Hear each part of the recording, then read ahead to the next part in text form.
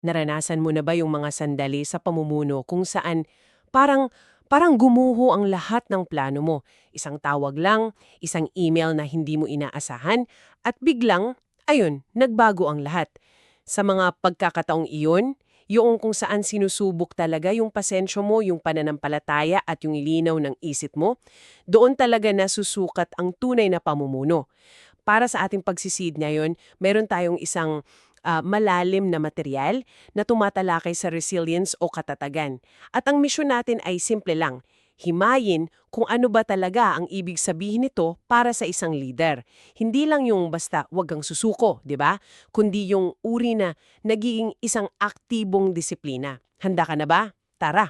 Ang ganda ng pagkakalatag mo niyan kasi binabago talaga ng material na ito yung pananaw natin sa mga pagsubok. Imbes na ituring na hadlang, ipinapakita nito ang mga krisis bilang isang crucible o pugon. Ah, pugon! Oo, isang mainit at mahirap na lugar. Pero doon mismo pinapanday at pinapatibay yung tunay na pamumuno. Titingnan natin ngayon kung paano ito ipinapakita sa mga halimbawa mula sa Biblia at pinakaimportante kung paano mo ito magagamit sa mga hamon mo ngayon. Sige, umpisahan natin sa pinaka-basic.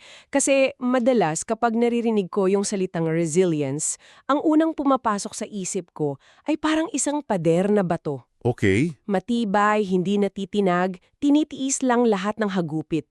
Pero parang may kulang sa imahe na yon, no? tama ka dyan.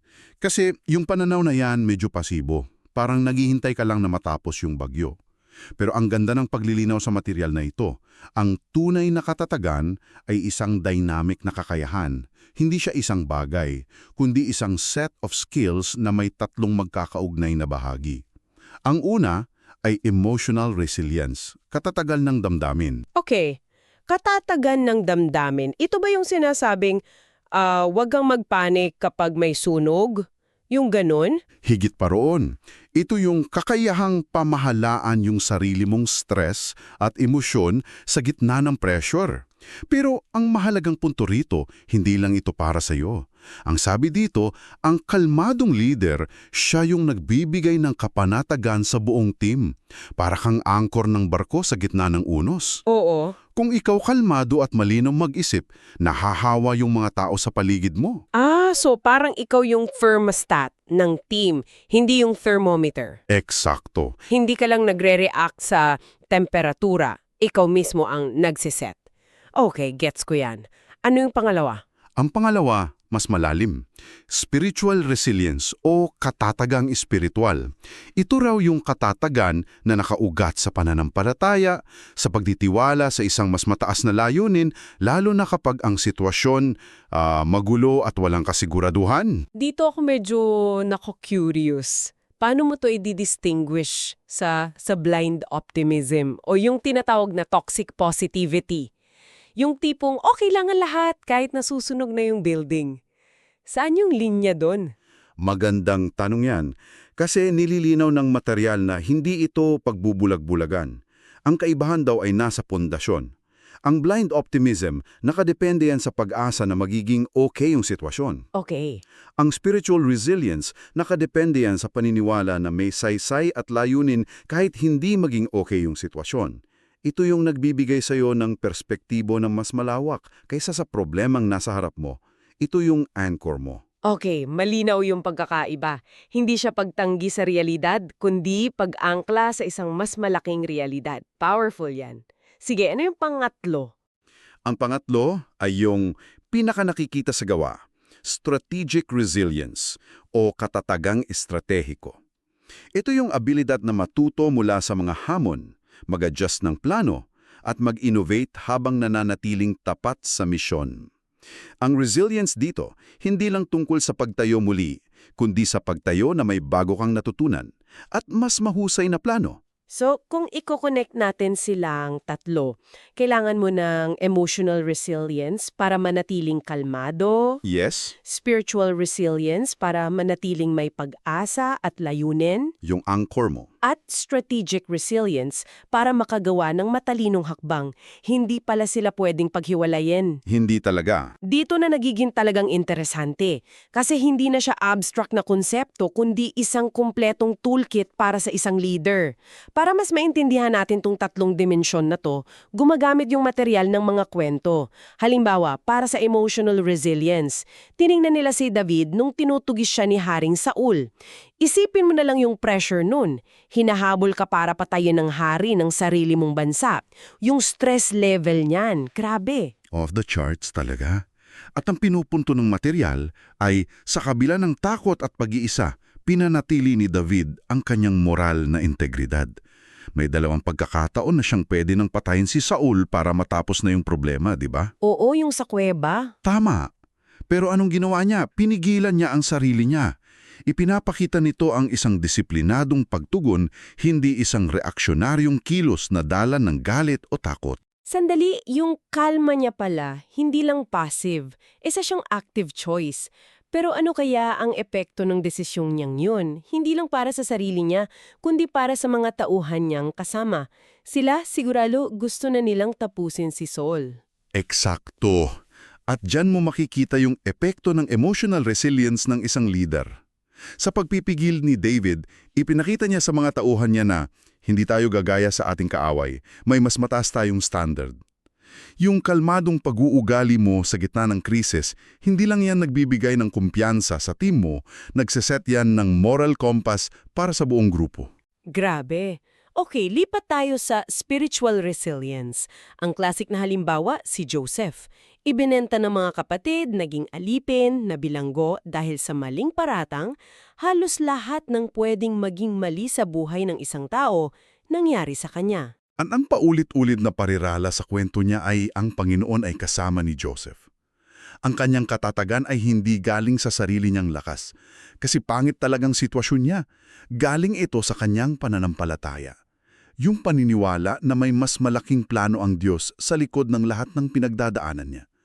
Ito yung nagbigay daan sa kanya na maging produktibo kahit sa loob ng bilangguan. Teka, ang hirap niyan isipin sa modernong konteksto, no? Kung may kaibigan kang ganyan ang pinagdadaanan, tapos ganyan siya ka-positive, baka isipin ng iba, nasa denial ba to? Oo, pwede. O toxic positivity ba yan? Paano nililinaw ng material yung pagkakaiba? Napakahalagang tanong yan. Ang pagkakaiba raw ayon sa pagtalakay dito ay nasa aksyon. Si Joseph hindi lang siya umupo sa isang sulok at sinabing, bahala na ang Diyos. Naging pinakamahusay siyang alipin. Naging pinakamahusay siyang tagapamahala sa bilangguan. Ah, oo nga. Ang pananampalataya niya ay nagbunga ng responsableng pagkilos, hindi pagiging pasibo. So ang tanong para sa'yo bilang leader ay ito.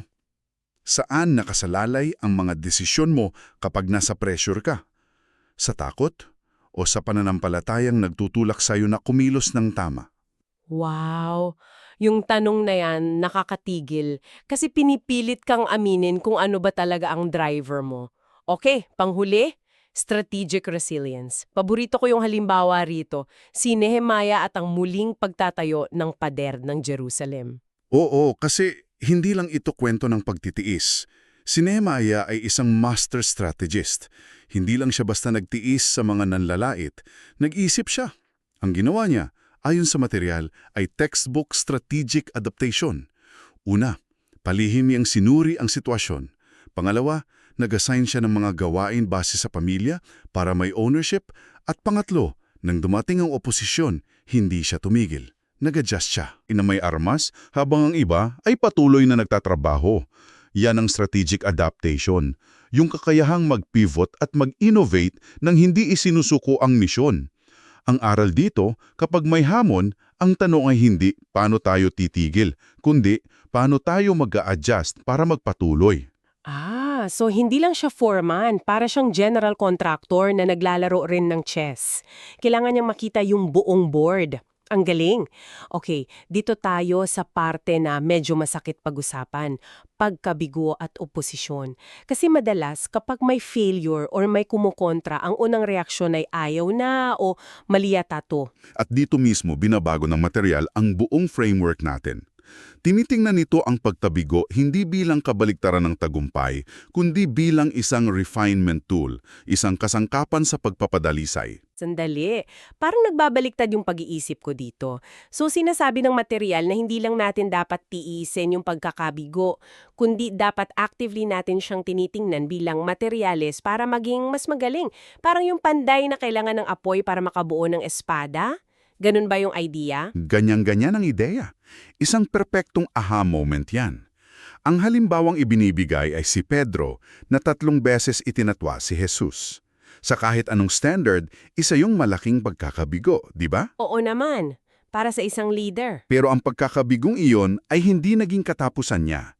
Ayon sa pag-aaral na ito, iyon ang naging daan para sa mas malalim na pag-unawa at pagpapakumbaba na naging susi sa pamumuno niya. Okay, failure audit. Ang ganda pakinggan pero parang ang hirap gawin yan sa totoong buhay. Lalo na kung sariwa pa yung sugat. Paano mo sisimulan yan ng hindi nauuwi sa sisihan? Ang susi raw ay ang pagtatanong ng mga tamang katanungan. Imbes na sinong may kasalanan, ang itanong mo raw ay ano ang naging sanhi nito? Ano ang mga maling assumption na ginawa natin? At ang pinakamahalaga, anong isang aral ang pwede nating dalhin para hindi na ito maulit? Ang layunin ay pagkatuto, hindi paninisik. Pag ganun ang kultura, ang pagkabigo, nagiging tuition fee para sa karunungan. Pero teka, yung oposisyon, iba yun sa failure. Sa failure, kalaban mo yung sitwasyon. Sa oposisyon, may taong actively kumukontra sa'yo. Paano yan? Hindi ba't mas nakakadrain yun? Oo, mas personal ang atake. At dahil dyan, itinturing ito ng material bilang isang mas matinding catalyst o pampabilis ng paglago. Sinasabi ng oposisyon ay may 3 epekto. Una, nililinaw nito ang misyon mo. Kapag may kumukontra, napipilitan kang ipaliwanag at panindigan kung ano ba talaga ang pinaglalaban mo. Parang pag hinahasa yung utsilyo, kailangan ng friction para tumalim. Eksakto. Pangalawa, nagpapatibay ito ng iyong paninindigan at ng samahan ng team mo. Nagkakaroon kayo ng rallying point. At pangatlo, nagtuturo ito ng mga bagong paraan. Si Apostol Pablo, na hinarapang walang tigil na pag-uusig, ginamit niya yun para palakasin ang mensahe niya. So sa halip na iwasan ang oposisyon, ang hamon sa iyo ay suriin ito. Anong aral ang makukuha rito?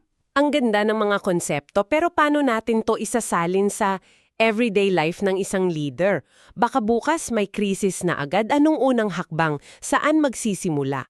Dito nagiging sobrang practical ang material. Nagbibigay ito ng isang simpleng-simple pero napaka-powerful na framework. 4 na hakbang lang. Challenge, response, learning, growth. Hamon, tugon, aral, paglago. Okay, bigyan natin to ng laman. Let's say, leader ka ng team, tapos biglang nag-resign yung key player mo. Walang warning. Paano mo gagamitin tong framework na to? Sige, magandang halimbawa yan. Unang hakbang, challenge, hamon. Tukuyin mo ng malinaw, hindi lang umalis si key player. Ang tunay na hamon ay, nawalan tayo ng critical skills sa Project X at posibleng maapektuhan ang moral ng team. Maging specific. Okay, malinaw na yung problema. Sunod, response, tugon. Dito papasok yung 3 uri ng resilience. Ang tugon mo, dapat nakabatay sa prinsipyo, hindi sa takot. Kasi ang takot, ang sasabihin yan, patay, wala ng pag-asa o maghanap agad ng kapalit kahit sino. Tama, panic mode. O, ang resilient response ay emotional, kausapin ng team ng kalmado, spiritual, manalig na may solusyon, strategic, gumawa ng pansamantalang plano. At pagkatapos ng krisis, madalas dito na tayo nagkukulang sa ika-3 hakbang. Learning, aral. Pagkatapos ng sunog, balik na sa dating gawi. Yun ang bitag, kaya crucial yung ika-3 hakbang. Maglaan ng oras para tanungin, bakit tayo naging masyadong dependent sa isang tao? Anong sistema ang kulang natin para sa knowledge transfer? Paano natin maiiwasan to sa hinaharap? At yung mga sagot sa tanong na yan, yun yung magiging gasolina para sa huling hakbang, growth, paglago. Eksakto. Gagamitin mo yung mga aral na iyon para patibayan ang team mo. Baka kailangan mag-cross-train o gumawa ng mas mahusay na documentation. Sa ganitong paraan, yung krisis na sana magpapahina sa iyo, siya pa yung naging dahilan para maging mas matatag ang buong team. Bawat krisis, nagiging hagdanan. So kapag ginagawa mo to bilang leader, hindi lang sarili mo yung lumalago, nagiging culture siya ng buong team.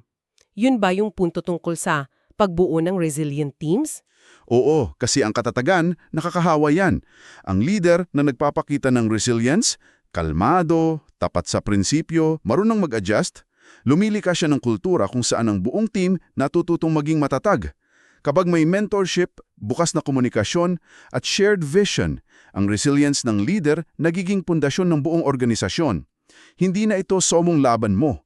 Kung iuugnay natin lahat to, ang katatagan ay hindi lang pala tungkol sa pag-survive sa mga pagsubok, di ba? Isa itong espiritual at practical na disiplina na nagpapahintulot sa iyong mamuno ng may karunungan at integridad.